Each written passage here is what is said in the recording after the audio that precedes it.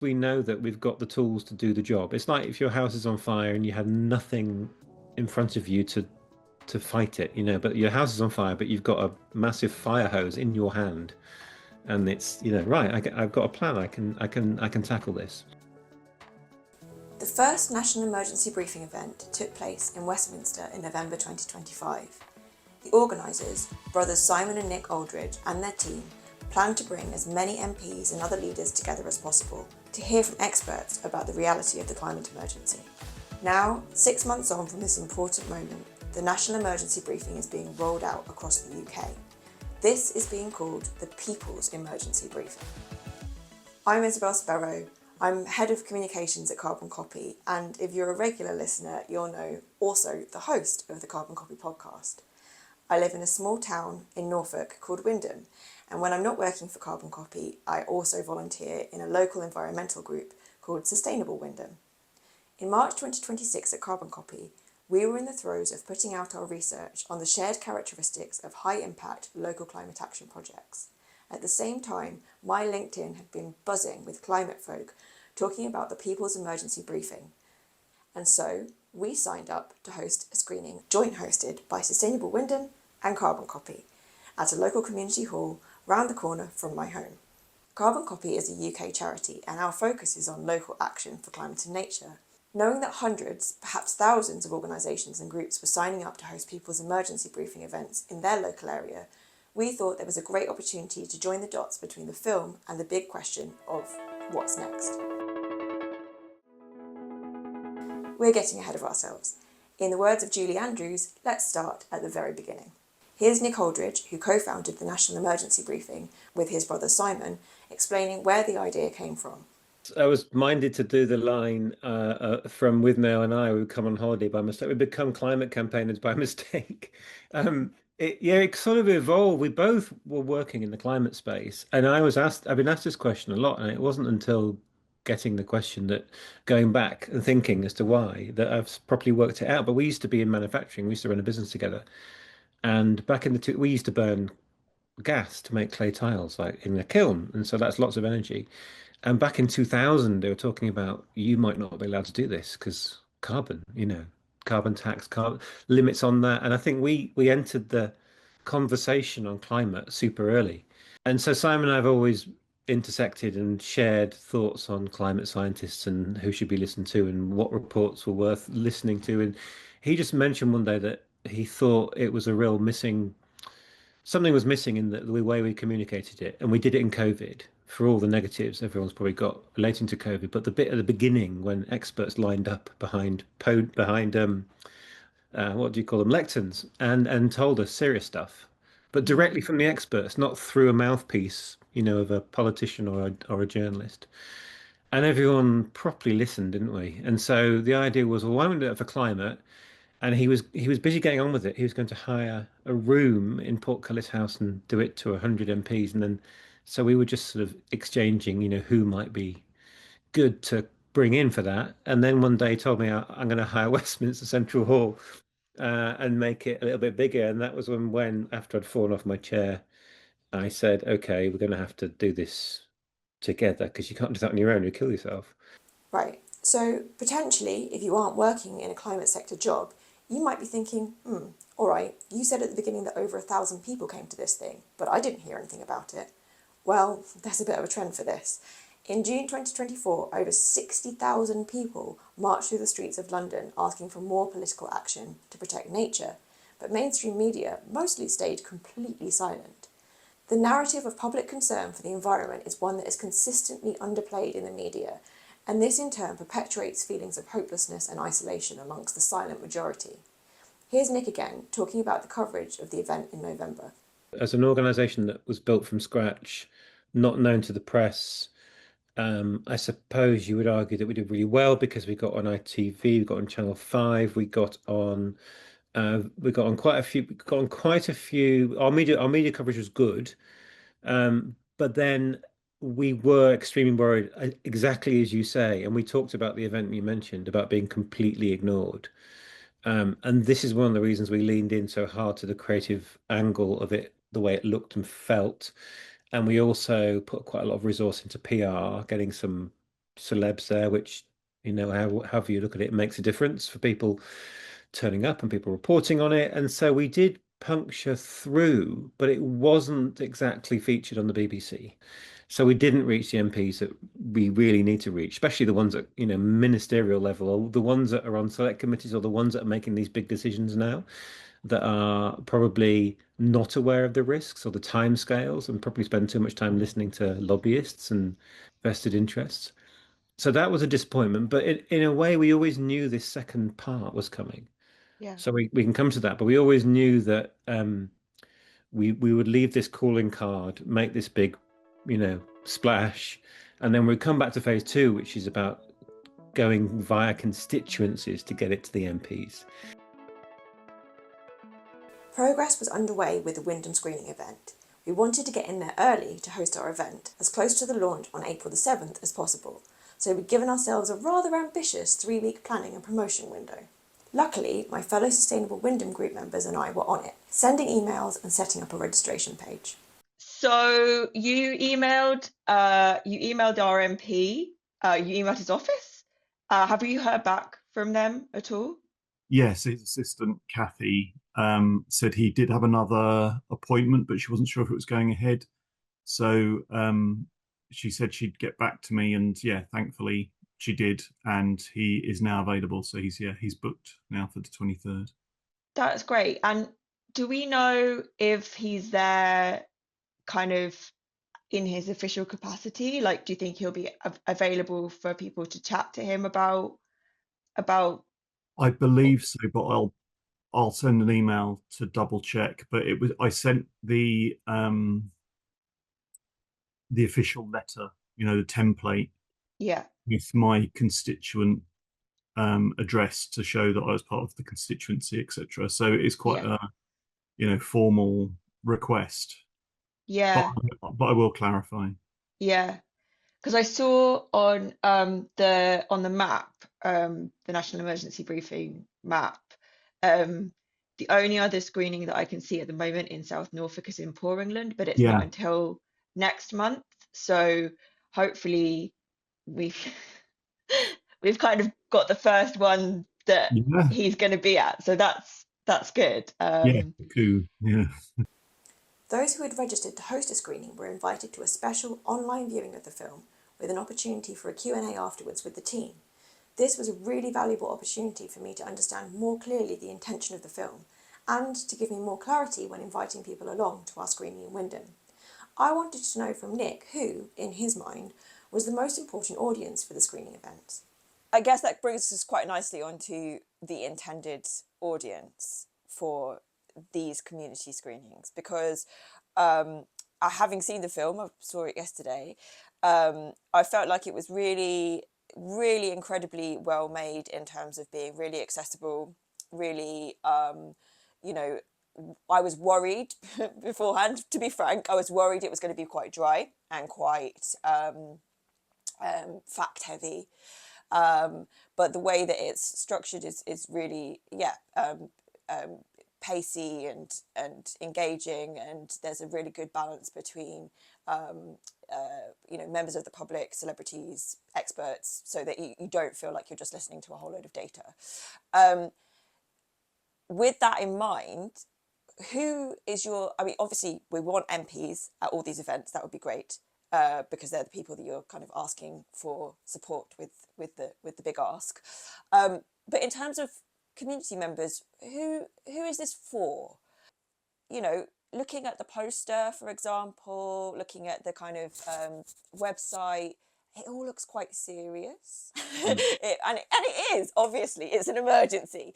But it doesn't necessarily say, oh, that's going to be a jolly nice night out. So, like, what is the thing that we can say to people to say, actually, even if this isn't something that you think about on a daily basis, you should still come to this? So I think the target audience, which we might not have said this at the beginning, is the people in the bubble, first and foremost, to properly equip them with knowledge that they can use to help communicate this out. So I think what's going to happen, I think the early adopters like you, who very amazingly kindly are putting on these screenings, that's that's us planting seeds and getting the whole thing moving. What we're hearing in the feedback is people are all instantly agreeing, well, let's do another screening. And so I think we'll quite rapidly see it bed in with people who are already in the know, but like I said, will now be just a little bit more focused and know all the latest science and be a bit more confident about what they know. And then hopefully that disseminates outward as those people start to invite people, and then we start to see these screenings that are more specific to different sectors. So I think that's how we're going to crack this. But it is an undeniable challenge. I mean, the reason why I did climate comedy is because who wants to listen to a climate scientist? So we wrapped it up in jokes and slipped it in that way. So yeah, it's a really hard one to make work. We know that over 70% of the UK population as a whole are concerned about the climate crisis. But just because the majority are concerned doesn't mean they'll be moved to come to something like this. I sent the invitation to lots of local businesses, organisations and community groups, many of which were not at all environmentally focused. But in reality, I only got a response from a tiny handful. In terms of what I've been doing, so I sent a bunch of, I made an event on the Facebook page, and because people tend to, like, Facebook likes it better if you make an event on their own pages. So yeah, I made an event on the Facebook page, and I shared it to like a lot of local groups just now. So I think I've shared it to like 20 groups. It's no good if people inside the eco bubble are talking to themselves. So reaching a broader audience is really important, either at a screening event itself or afterwards as attendees are fired up and are looking to get others more involved. There'll be more than one reaction to what people see at the screening. Some people will want to reflect, some will want to learn more, others will want to lobby their MP and push for a national televised briefing, and others will be ready to act locally and join in making bigger changes happen. Collective local action is where I think Carbon Copy can help a lot, as this is something we've been showcasing and supporting for several years. And this passing of the baton, as it were, to organisations more equipped to support people following the screenings was exactly what Nick told me was the plan. In a very hand-holdy way are taking people through and into the arms of people like Zero Hour, The Antidote, Parents for the Future. There's a whole the Climate Majority Project. There's a whole load of groups that Carbon Copy. carbon copy. Yeah. You've got groups like you who all have a different take. And the reason that's so important, and you get this debate, and you probably see it on LinkedIn and climate circles about how you should and shouldn't do and say things and what the rules are, and but we're all different, and we're all at a different stage, all coming from a different place. We've got different cultural takes on this. So I think having a whole bunch of very open doors to push against, where you're received in a way that recognizes that you've just seen the film and now you want to take some other steps, is really important.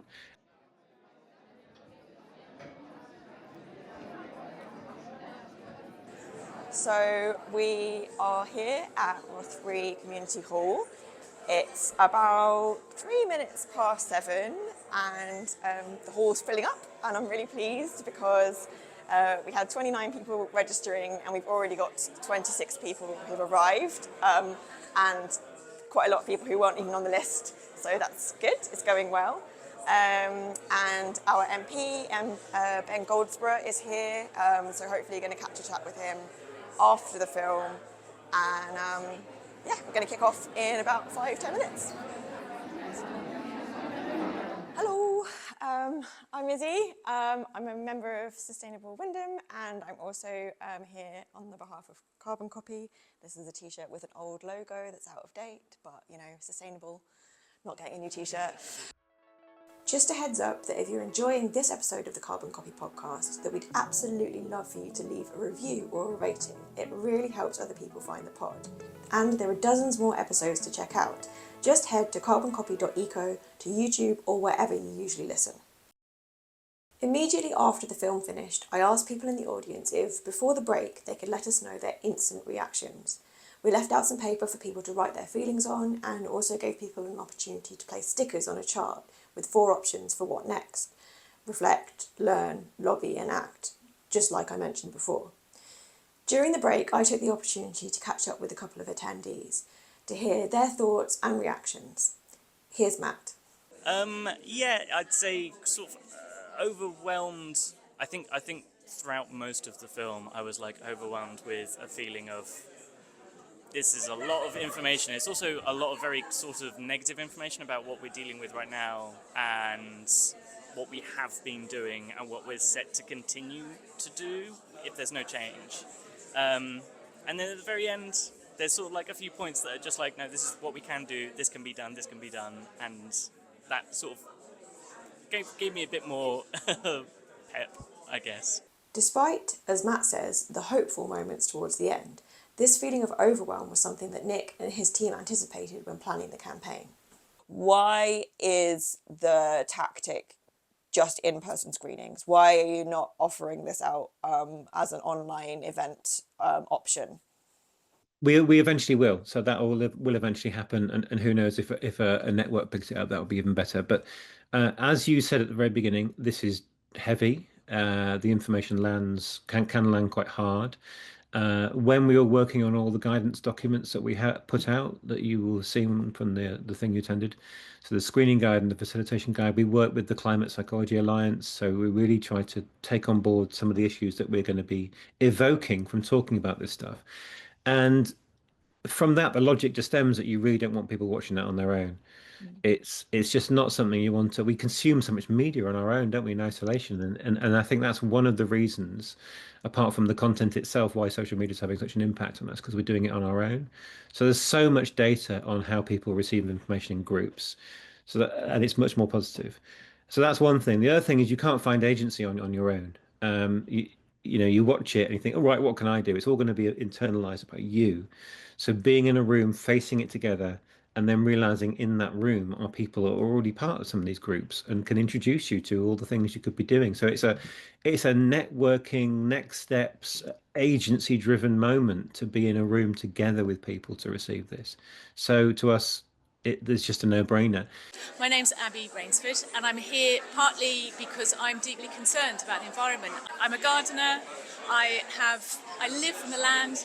I'm deeply upset about the farming, the agricultural systems. When I was a child, I used to go out looking for frogs, but now all the ponds around the areas near the farming, near the fields, there aren't any amphibians anymore. I want more hedgerows. I want us to sort the water out. I mean, I'm here because I care, and I want systemic change. So, how do we get there? On our What Next chart, the two most popular options at the Wymondham event were lobby and act. I'll come on to act in a minute, but what if we focus for now on lobby? What should people do? What is it that the National Emergency Briefing organisers would actually like to see come of this event? If you do achieve the thing that you want to achieve, which is to get this national televised emergency briefings on major TV channels, it may or may not happen. But what would be sort of the outcome that you would hope and expect following that goal being achieved? Let's take the hope angle first. Can you imagine? With tipping points, you never know how close you are to the tipping point until you get there, and then bang, it happens. So I suppose in the super hopeful version of this is the film triggers a tipping point, and then me and Simon don't have to, work this hard day in, day in, day in, day out trying to make this happen. And it all just follows from there, but I think that's doubtful. I what we're trying to do is just focus on the rollout. We've got plenty of ideas for what happens next. You could have it's not as if the other side are going to say, oh, all our disinformation has been pushed aside by this national emergency briefing campaign. Let's just give up. That won't happen. They're going to double down and keep pushing out even who knows what will come next. So there is a strong argument that we will have to do a recaps, updates. We just have to keep the information on the table and keep the public plugged into these experts, because we really do think that was the missing link in lots of this, that people read this stuff in a like I say, a hyperbolically screaming headline that was all doom laden. They didn't listen to it, the detail of it, and they didn't listen to the experts. So keeping those experts plugged in is really important.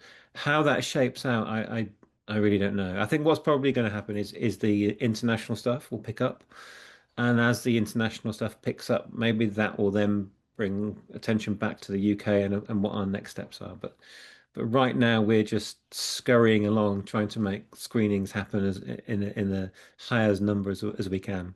If nothing comes out of this, but the fact that we've nudged many more people into joining anything, it could be to do with food, it could be to do with transport, it could be to do with biodiversity, and those numbers are sizable enough, then we're going to create a ripple.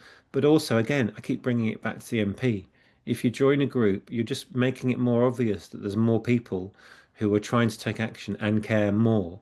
And I think we have to keep reminding ourselves we've got to evidence this level of public support so that people in government, and I wouldn't want to be an MP for anything.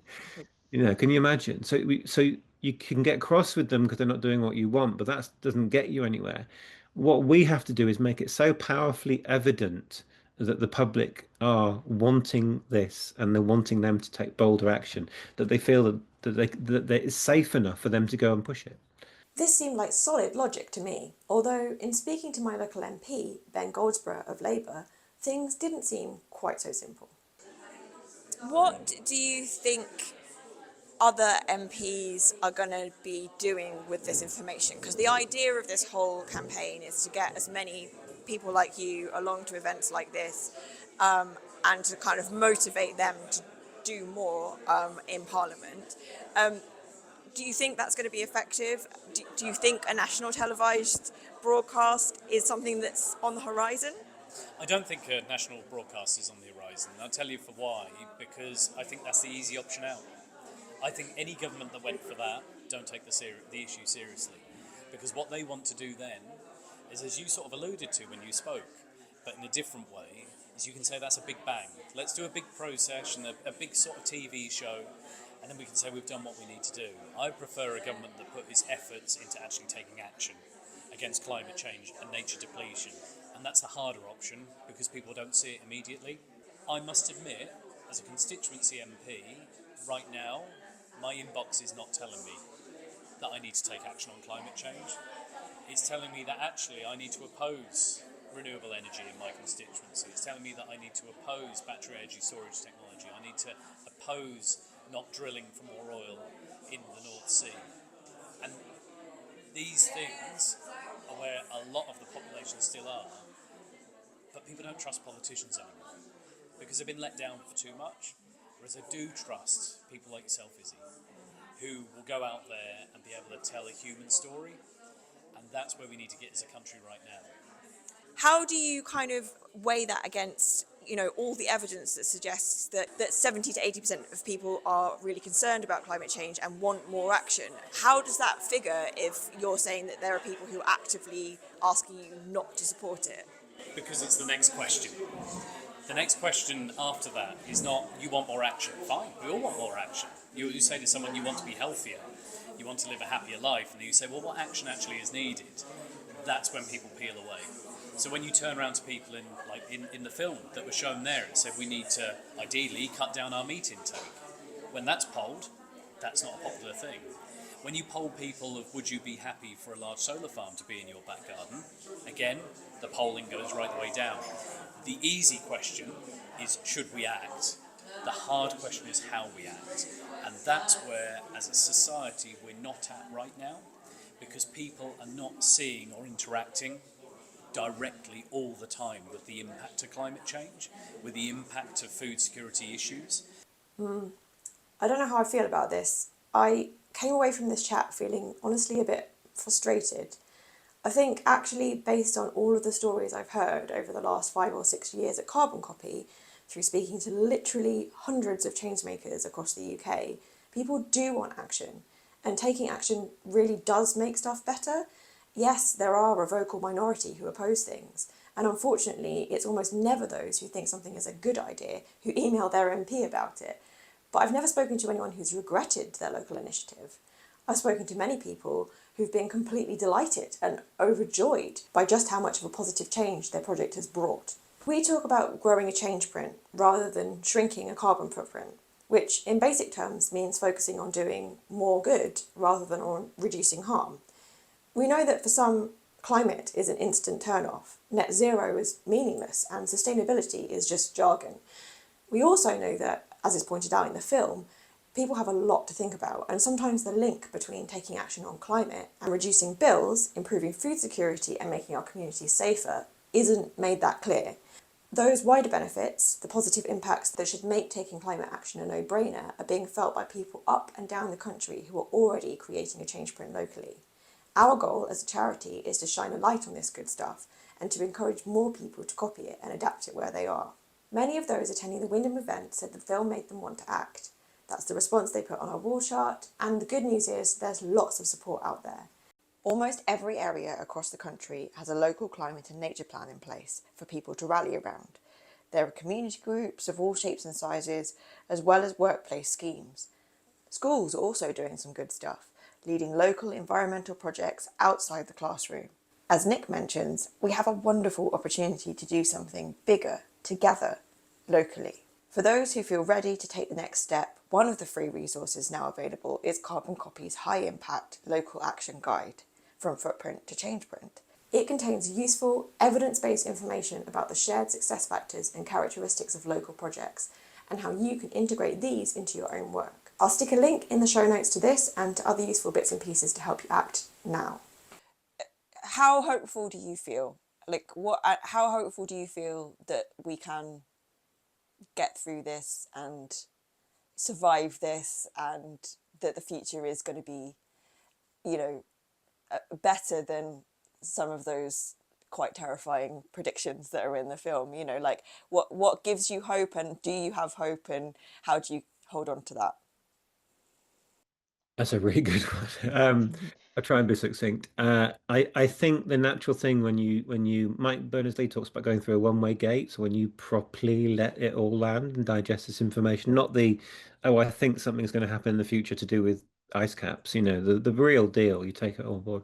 Obviously, the trajectory is you go down before you come back up, but you always come back up, I think, if you get involved in things. I think if you're going to end up in a place of feeling I'm just at a loss, maybe the answer there is to go and connect with other people who are doing things. So for me, it was going, right, no one's listening to these climate scientists. Even when I send them to my friends, they're not really properly absorbing this. So I found my hope and my passion and my energy from making those climate comedy films, and it's the same with this. And we are in this incredibly fortunate position ahead of a horrible thing that might happen. Can you imagine for a moment if this horrible thing that might happen was coming down the tracks and we didn't know what to do? I mean, that's proper doomer stuff, isn't it? You might as well have red wine for breakfast at that point, or build a bunker. I don't know, but I think Tessa Khan's really good at this. This is a solvable problem. It's all the timing might be the scary thing, and that's probably what scares me most. Will we solve it quickly enough? I think we're going to win in the end. It's just the time scale in which we do the thing that we know we've got to do.